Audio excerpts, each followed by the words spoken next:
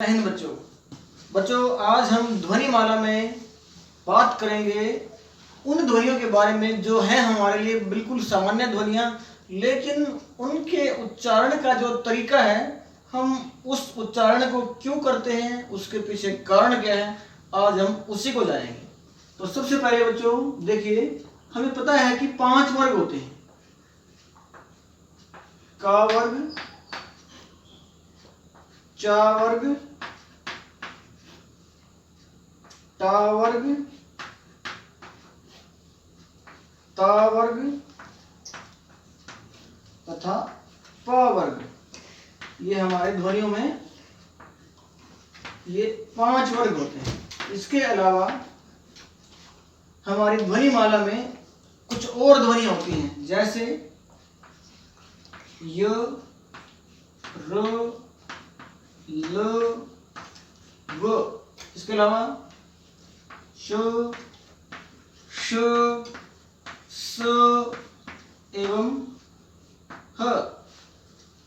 एक और नई ध्वनि है ड़। यह नई ध्वनि है ड़, जिसको हम आगत व्यंजन या उत्क्षिप्त व्यंजन भी कहते हैं। अब देखिए जरा, हम पढ़ते हैं क, ख, ग, घ, ङ, च, छ, ज, झ, ञ, ट, ठ, ड, ढ, ण, त, थ, द, ध, न, प, फ, ब, भ तथा म। हमारी ध्वनिमाला में ये प्रमुख ध्वनियां हैं व्यंजनों में। अब जरा हम एक बार इनके उच्चारण के बारे में चर्चा करते हैं। देखिए, इन ध्वनियों के उच्चारण की तरफ आपको ध्यान देना है। जिन ध्वनियों के नीचे मैं रेखा खींच रहा हूं, आपको फिलहाल सिर्फ इन्हीं ध्वनियों की तरफ ध्यान देना है, इन्हीं ध्वनियों की तरफ। जैसे क, ग, ङ, च, ज, ञ, ट, ड, ण, त, द, न, प, ब, म, य, र, ल, व, ड़। अब आपको इस बात का ध्यान रखना है, समझने की कोशिश करनी है कि जो हम इनको बोल रहे हैं, इन ध्वनि को जो हमने उच्चारण किया है, इस उच्चारण को करने में हमको ज्यादा जोर नहीं लगाना पड़ा। हम बिल्कुल सरलता से, सामान्य रूप से, आसानी से इनको बोल पा रहे हैं। अब जरा इन ध्वनियों के बारे में देखेंगे हम, जिनके चारों तरफ मैं ये वृत्त खींच रहा हूं। अब हम जरा इनकी तरफ ध्यान देंगे। दोनों ध्वनियों में अंतर क्या है, इन सभी के उच्चारण में अंतर क्या है, जरा इनकी तरफ ध्यान दीजिए। ख, घ, छ, झ, ठ, ढ, थ, ध, फ, भ, श, श, स और ह। अंतर देखिए, क, ख, ग, घ, च, छ, ज, झ, ट, ठ, ड, ढ, त, थ, द, ध, प, फ, ब, भ। अब य, र, ल, व। इसके अलावा च, श, स, ह, इन सभी ध्वनियों में जिन ध्वनियों के नीचे मैंने रेखा खींची हुई है इनका उच्चारण अलग आ रहा है, और जिनके चारों तरफ मैंने वृत्त खींचा हुआ है इनका उच्चारण अलग आ रहा है। यानी इनका उच्चारण हम बिल्कुल आराम से सरलता से कर पा रहे हैं, लेकिन इन ध्वनियों का उच्चारण करने में हमें थोड़ा जोर लगाना पड़ रहा है।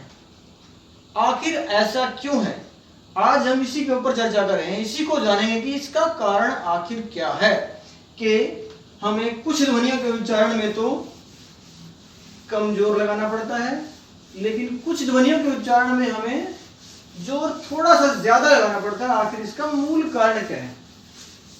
देखिए, हम जो भी ध्वनि निकालते हैं, जो भी आवाज करते हैं, उसका मूल कारण है हमारी वायु, हवा, जो हमारे पेट से निकल के मुंह की तरफ बढ़ती है और स्वर तंत्र के अंदर कंपन पैदा करके ध्वनियां बनाती है। इसका मूल कारण है ये। लेकिन जिन ध्वनियों का उच्चारण करने में हमें ज्यादा जोर नहीं लगाना पड़ रहा है उन ध्वनियों का नाम रखा गया है अल्प प्राण। अल्प प्राण। और जिन ध्वनियों का उच्चारण करने में ज्यादा हमको जोर लगाना पड़ रहा है उन ध्वनियों का नाम रखा गया है महाप्राण। अल्प प्राण तथा महाप्राण। अल्प प्राण ध्वनियां जिनका हमने उच्चारण किया था, एक बार फिर से मैं थोड़ा आपको बताता हूं, जैसे क, ग, या च, ज, ट, ड, य, र, ल, व, ड़। ये कुछ ध्वनियां हैं उन सभी ध्वनियों में से जिनका उच्चारण बिल्कुल हम आराम से सरलता से कर पा रहे हैं।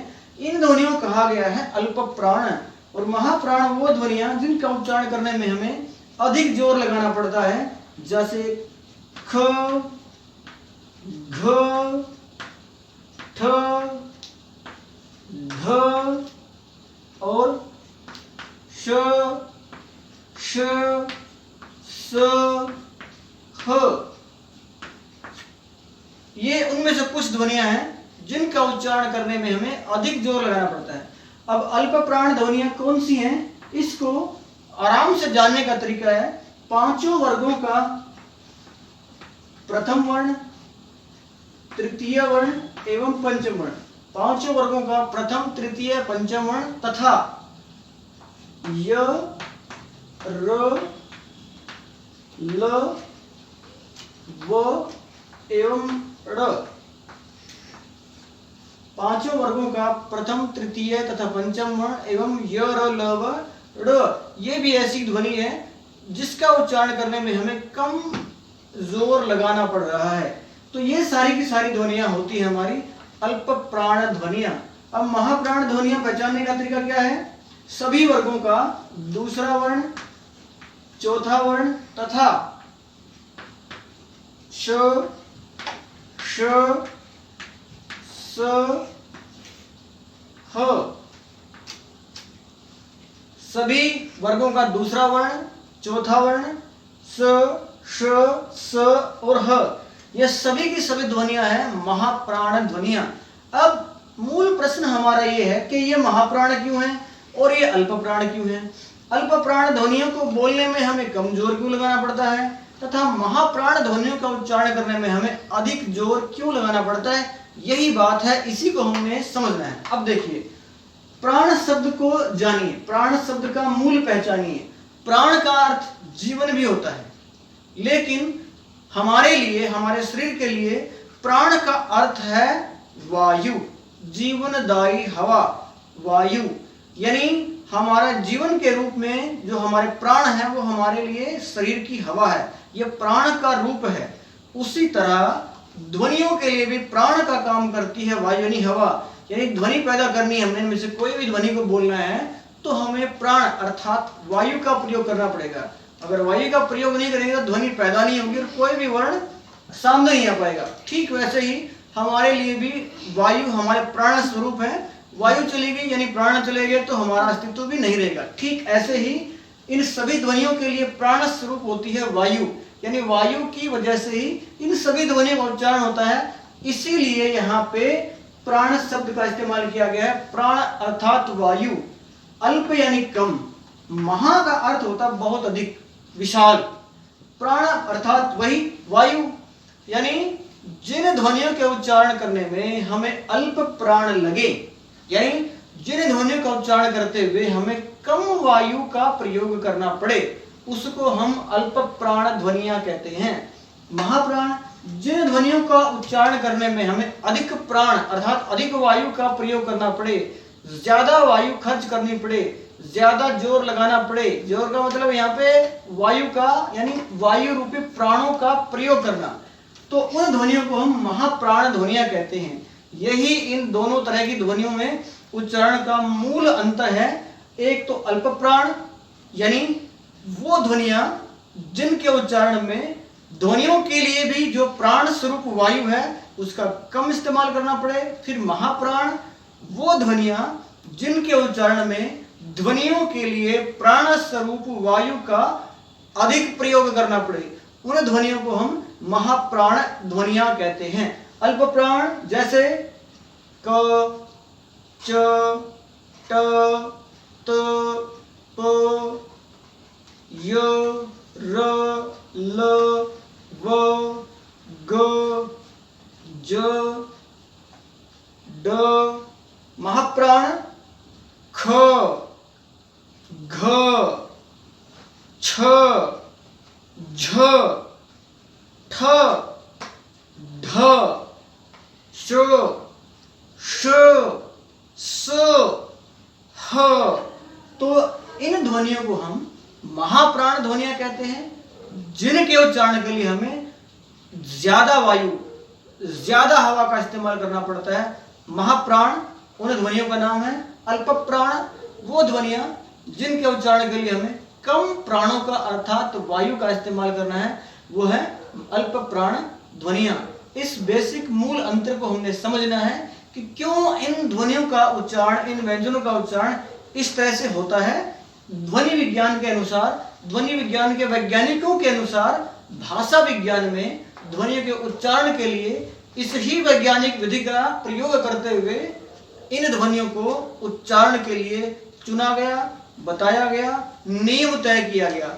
हमें जानना है अल्प प्राण क्या है, महाप्राण क्या है। हमने ये समझ लिया कि अल्प प्राण तथा महाप्राण क्या है, तो हम इन ध्वनियों के उच्चारण, इनके उच्चारण के तरीके का मूल कारण जान पाएंगे। और यही हमारी इस आज की कक्षा का मूल उद्देश्य है। आज की कक्षा में इतना ही, फिर मिलते हैं एक नए विषय के साथ। तब तक के लिए जय हिंद।